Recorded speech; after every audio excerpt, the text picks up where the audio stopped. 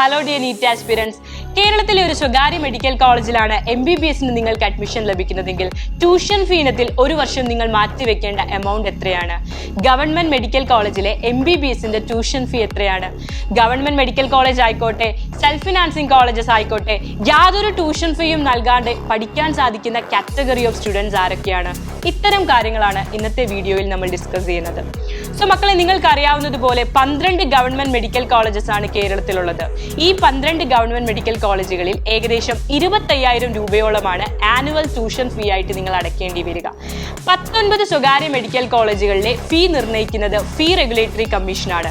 ഓരോ കോളേജിന്റെയും നടത്തിപ്പിനനുസരിച്ച് ഈ എമൗണ്ടിൽ വ്യത്യാസം വരും.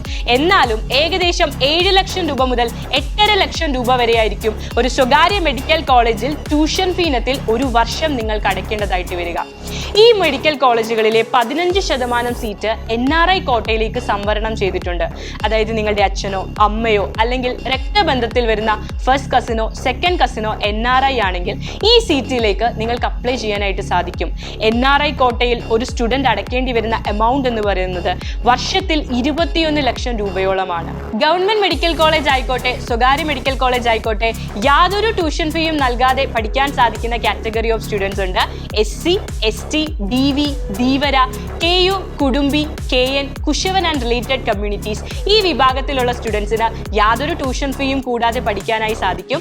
അതേപോലെ ബാക്ക്വേർഡ് ഹിന്ദു, ബാക്ക്വേർഡ് ക്രിസ്ത്യൻ കാറ്റഗറിയിൽ വരുന്ന കുറേയധികം വിഭാഗങ്ങളെ OEC കാറ്റഗറിയിലേക്ക് മാറ്റിയിട്ടുണ്ട്.